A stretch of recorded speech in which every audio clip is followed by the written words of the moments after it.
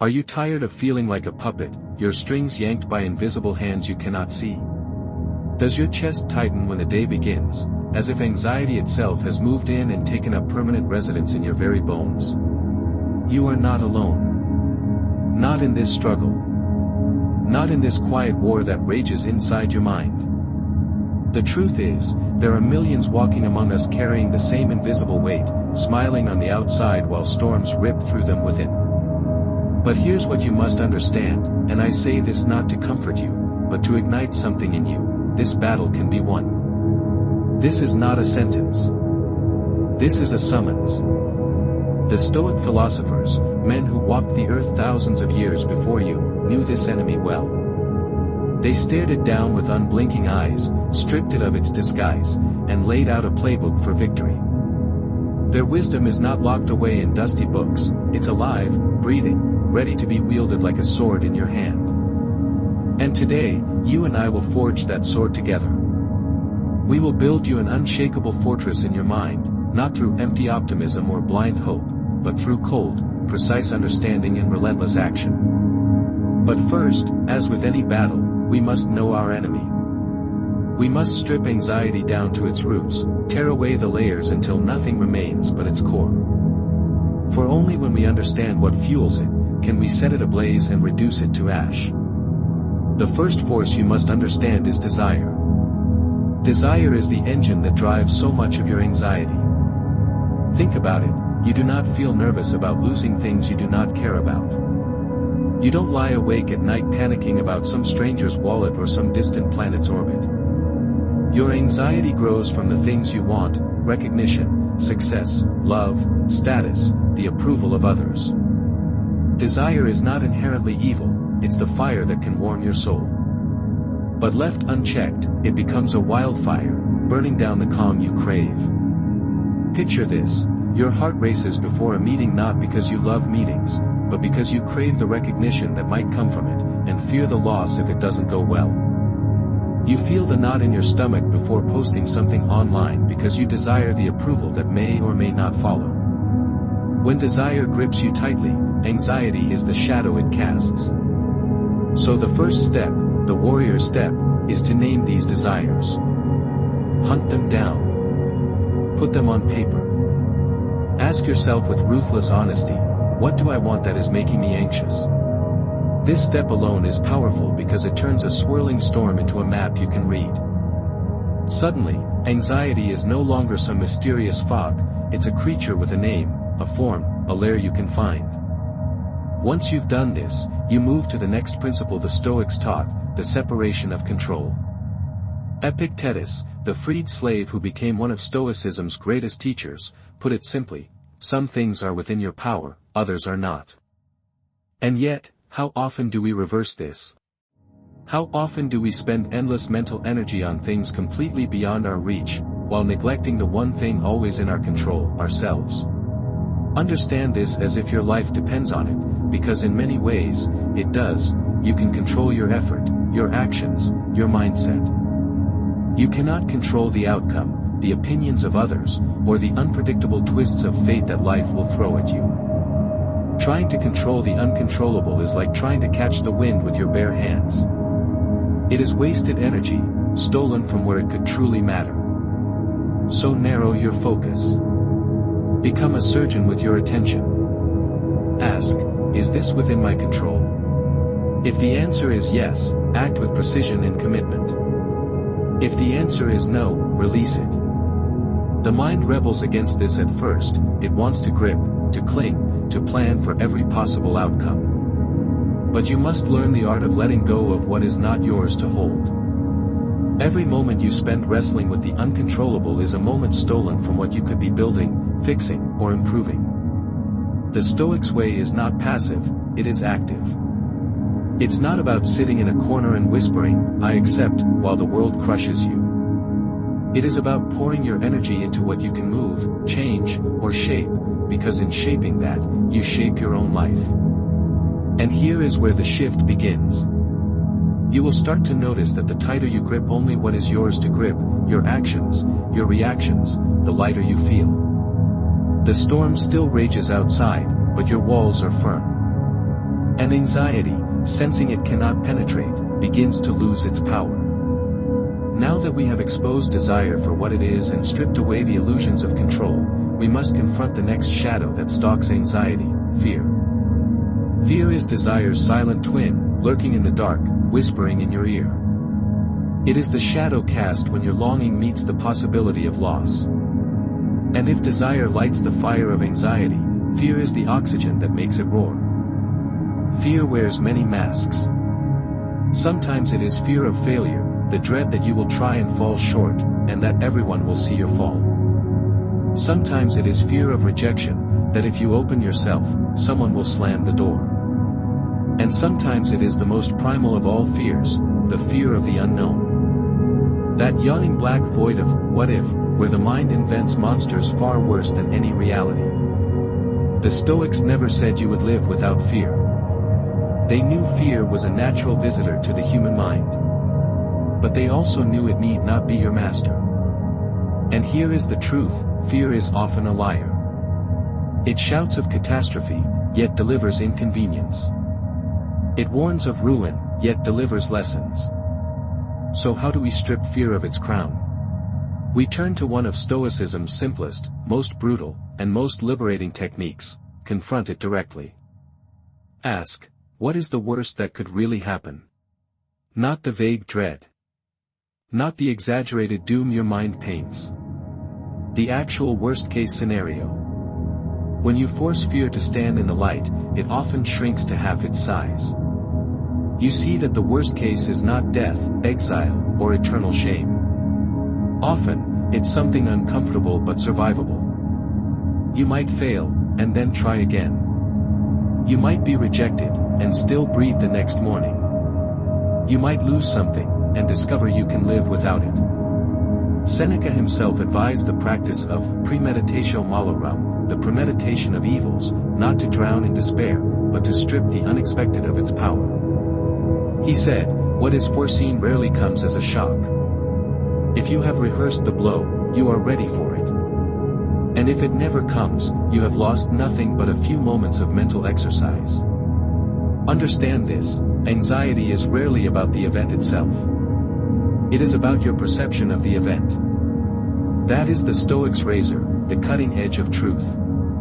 Two people may face the same trial, one trembles, the other stands firm. The difference lies not in the trial, but in the meaning they give it. So now, we have begun our ascent, we identified the desires that feed anxiety. We separated what is and isn't in our control. We dragged our fears into the light and examined them until they lost their teeth. But there is more, for even if we do all this, there is still a subtler enemy to face. The Stoics called it impressions. These are your initial, unfiltered reactions to the events of life, the flash of irritation at a rude comment, the spark of panic before a speech, the stab of hurt at a friend's criticism. They arrive uninvited, like strangers at your door. And here is the key, you do not have to let them in. Imagine this, you're walking down a path, and a wild animal crosses your way. Your heart races, that's the impression. But what you do next is yours to choose.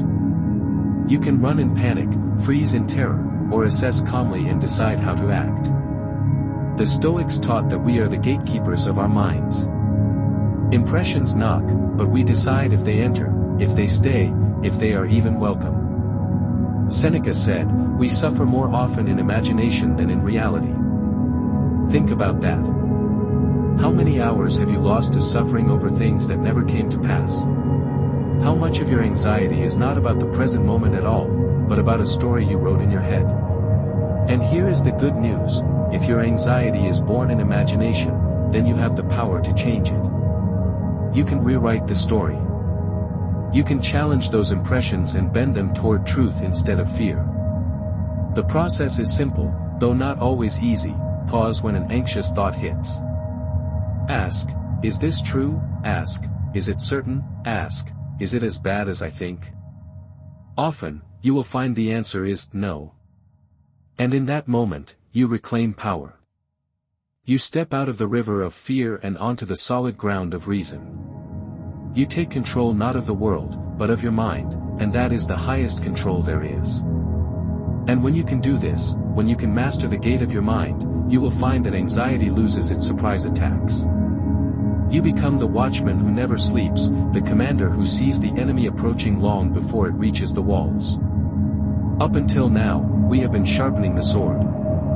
We have studied desire, separated control from chaos, exposed fear to the light, and taken command over our impressions.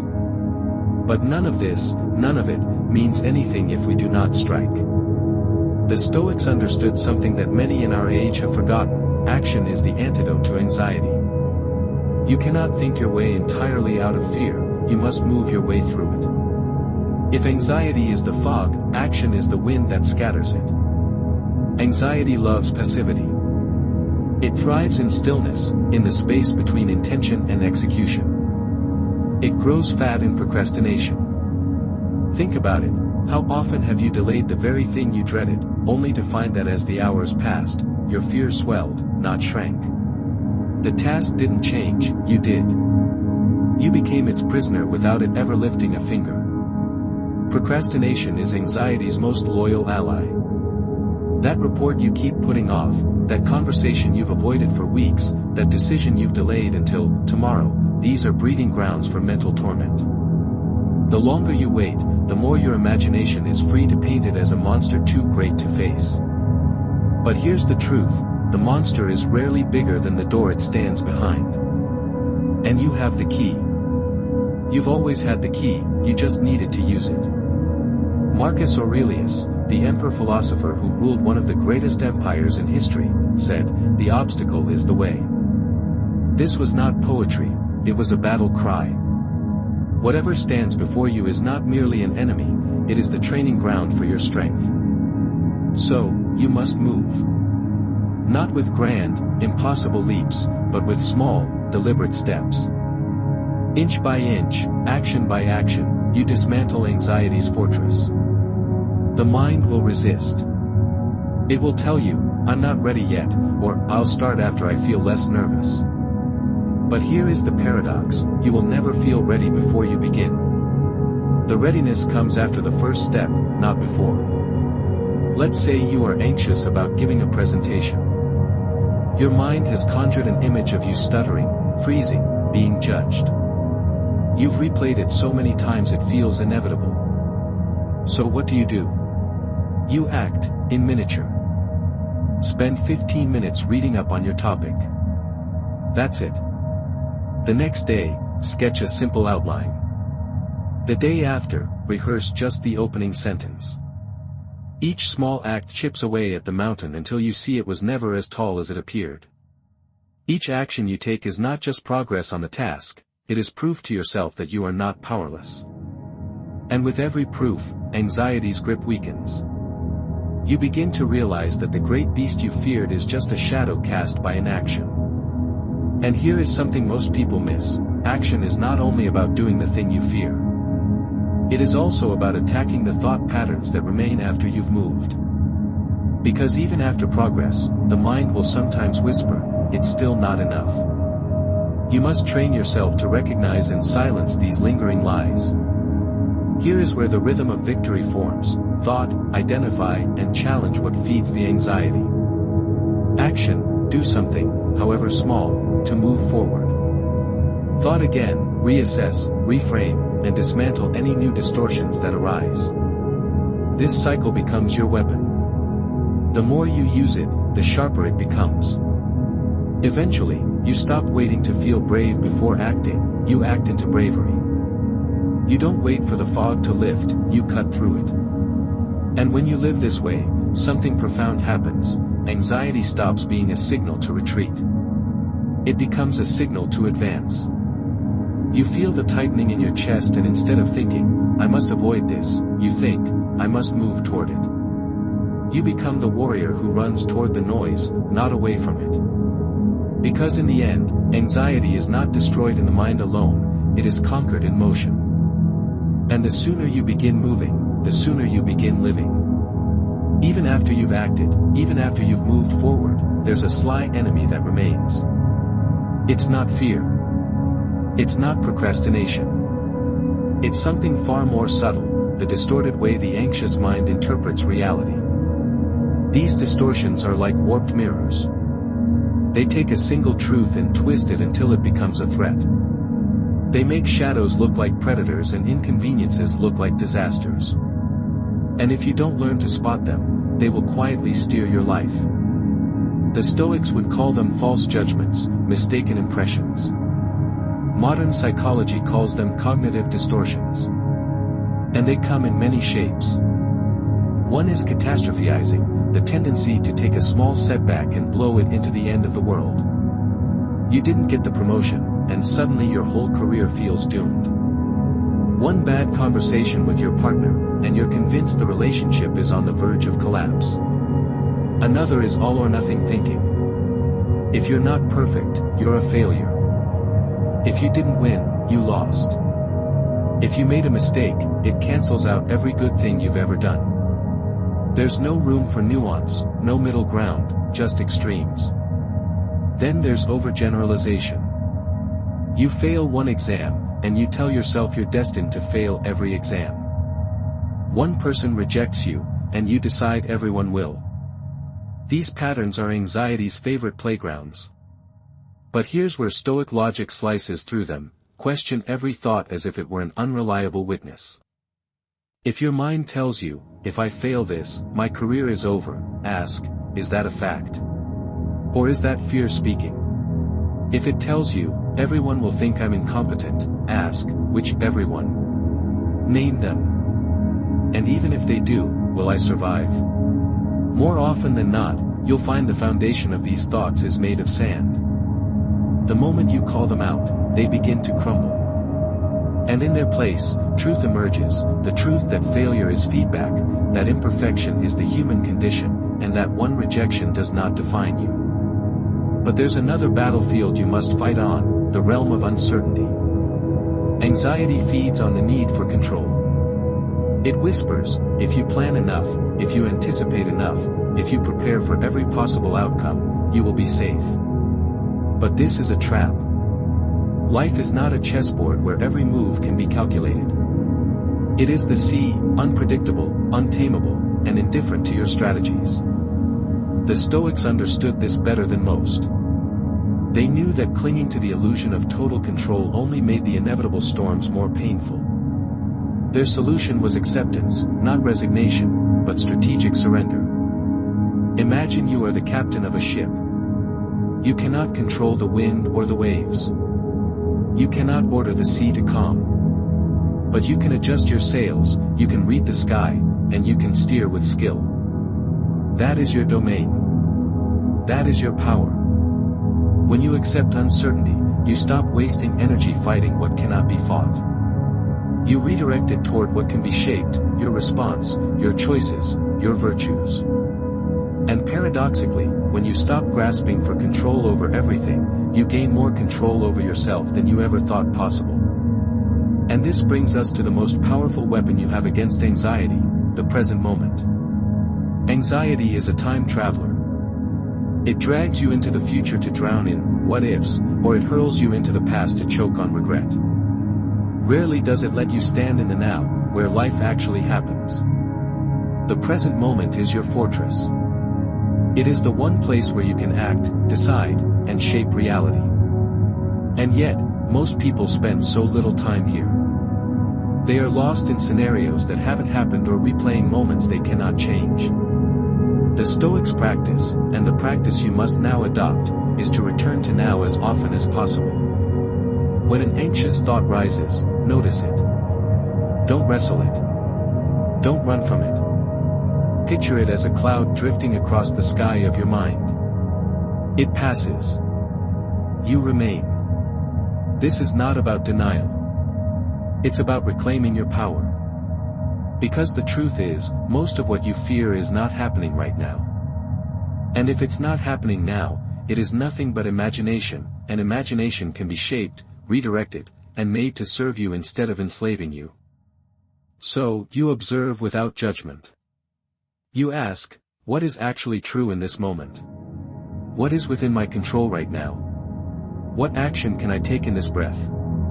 That is Stoic mindfulness, not sitting still while life burns, but standing rooted while the wind howls, choosing your next move with clarity. And as you practice this, you'll notice something profound. The future becomes less intimidating. The past becomes lighter.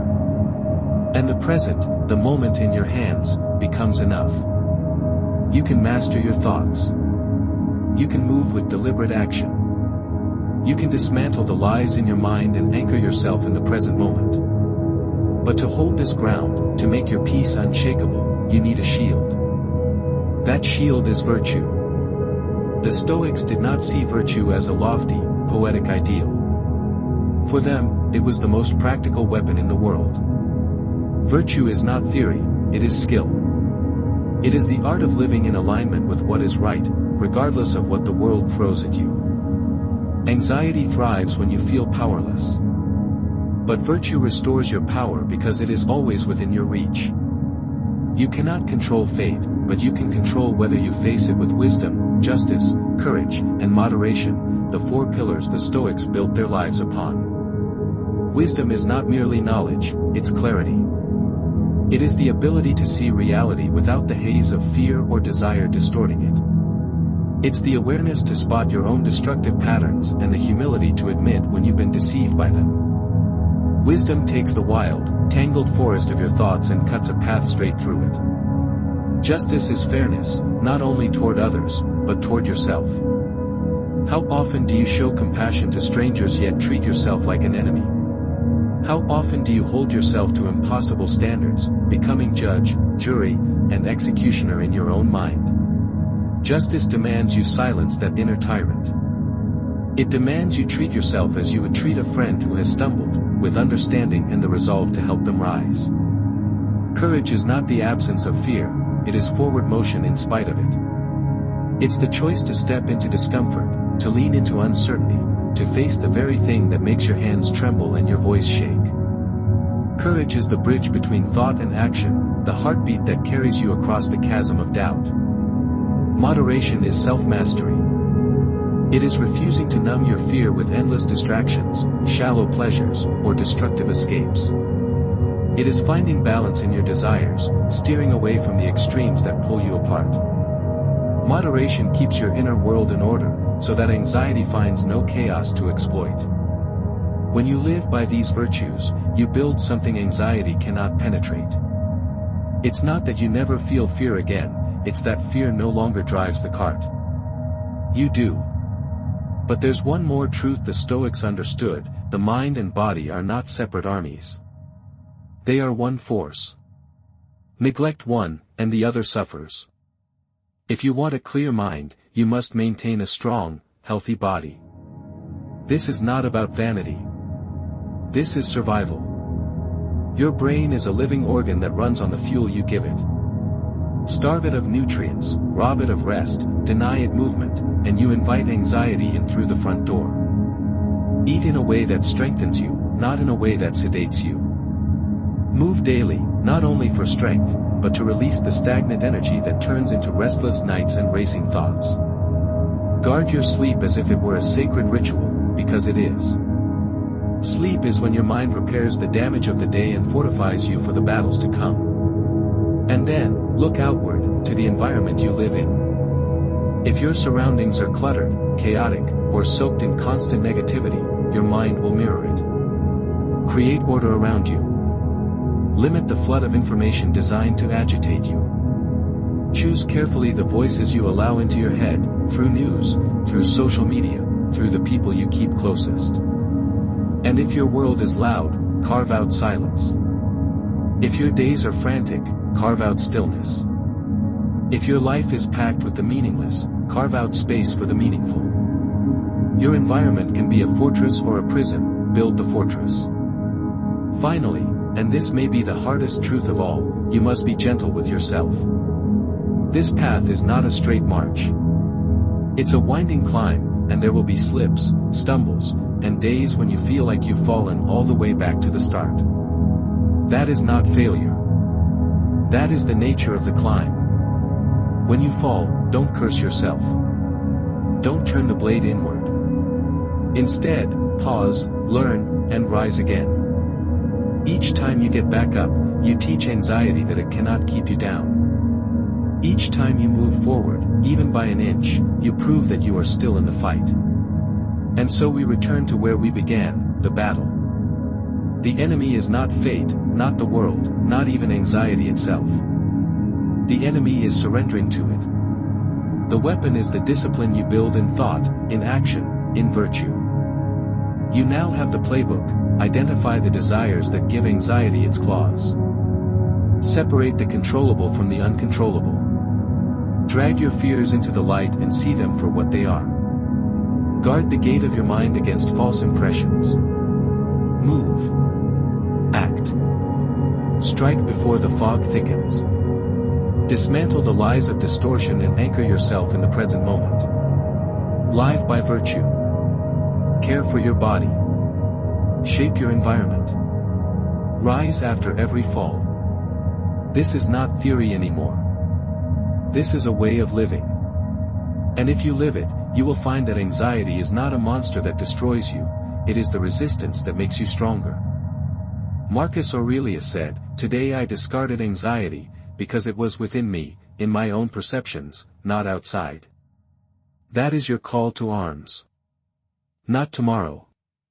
Not someday. Today. And if this has moved you, if these words have lit even a small fire inside you, then take the next step. Share your own victory, your own insight, in the comments below. Because your fight may be the very blueprint someone else needs to win theirs. And subscribe to the Stoic Core, where we bring you the wisdom, the strategies, and the unbreakable mindset to not only survive life's storms, but to stand in the middle of them with calm in your chest and steel in your spine. Now go. Live these principles. Show the world that you are not the plaything of fear. You are its master.